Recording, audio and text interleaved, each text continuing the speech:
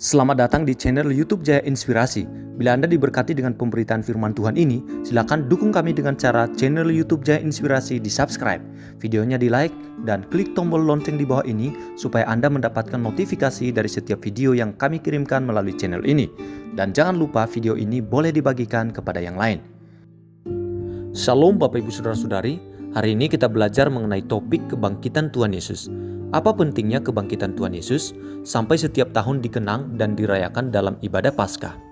Kebangkitannya menjadi bahan perdebatan dan tidak sedikit orang yang rela menderita bahkan mati demi memberitakan kebangkitannya ini. Kalau semua ini hanya merupakan kebohongan, mengapa begitu banyak orang yang tetap mempertahankan kesaksiannya dalam situasi dan kondisi penderitaan yang mereka alami?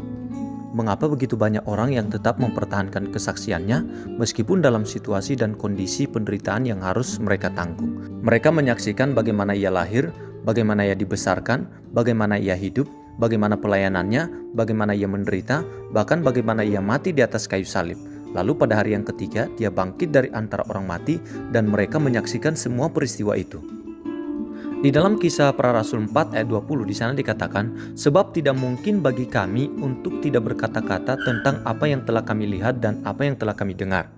Jadi mereka tidak bisa menyangkali suatu kebenaran yang mereka saksikan sendiri dengan mata mereka. Fakta ini membuktikan bahwa kesaksian mereka tidak mungkin salah. Artinya Yesus benar-benar bangkit dari antara orang mati dan hidup untuk selama-lamanya. Cerita peristiwa kebangkitan Tuhan Yesus ini bukanlah dibuat-buat oleh manusia, karena disaksikan oleh banyak orang.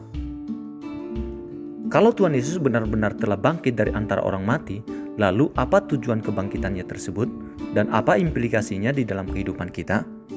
Nah, tujuan daripada kebangkitan Tuhan Yesus yang pertama yaitu untuk menggenapi janji Allah dan nubuat tentang dirinya. Karena Alkitab Perjanjian Lama menubuatkan tentang diri Tuhan Yesus, termasuk kebangkitannya dari antara orang mati.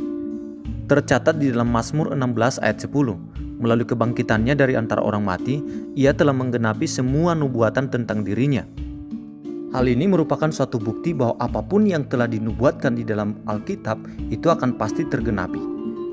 Apa yang menjadi janji penyertaan Tuhan dalam kehidupan kita, itu juga akan digenapi di dalam kehidupan ini. Yang kedua, tujuan daripada kebangkitan Tuhan Yesus yaitu untuk membuktikan kuasanya mampu mengalahkan maut. Kalau kuasa maut saja Tuhan bisa kalahkan demi keselamatan jiwa kita, masa pergumulan hidup kita tidak sanggup Tuhan kalahkan? Masakan Tuhan tidak mengerti persoalan apa yang sedang kita alami saat ini? Karena itu saya mengajak kita untuk datang kepada Tuhan dengan sungguh-sungguh, kita percayakan seluruh kehidupan kita kepadanya. Percayalah apapun yang terjadi, semua akan mendatangkan kebaikan. Yang ketiga, tujuan daripada kebangkitan Tuhan Yesus yaitu untuk memberi pengharapan bagi kita.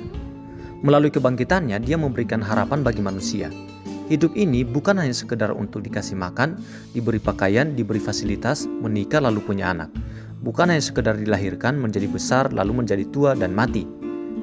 Kalau kehidupan manusia hanya begitu saja, maka manusia tidak ada bedanya dengan tumbuh-tumbuhan.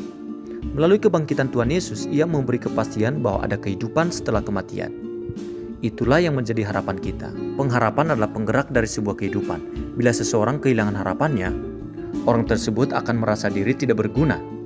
Dia akan bertindak konyol dan menjadi beban bagi orang lain. Yang keempat, tujuan daripada kebangkitan Tuhan Yesus yaitu untuk membuktikan bahwa ada kehidupan setelah kematian. Kehidupan yang kita jalani saat ini adalah kehidupan yang bersifat sementara. Penderitaan yang kita alami, kesakitan, kekecewaan, beratnya pergumulan hidup hanyalah sementara, sebab ada kehidupan setelah kematian. Jadi tujuan daripada kebangkitan Tuhan Yesus yang pertama untuk menggenapi janji Allah dan nubuat tentang dirinya, yang kedua untuk membuktikan kuasanya mampu mengalahkan maut, yang ketiga untuk memberi pengharapan, dan yang keempat untuk membuktikan bahwa ada kehidupan setelah kematian. Nah, sekarang apa yang perlu kita khawatirkan dalam kehidupan ini? Apa yang perlu kita takutkan? Kalau Tuhan Yesus hidup, maka ada hari besok. Nah, sekarang kita mengerti bahwa tujuan dari semua kebangkitannya ini terjadi karena ia begitu mengasihi kita. Kalau Tuhan Yesus telah bangkit dari antara orang mati dan hidup untuk selama-lamanya, maka kita tidak perlu takut di dalam menjalani seluruh kehidupan ini. Demikianlah firman Tuhan pada saat ini. Tuhan Yesus memberkati.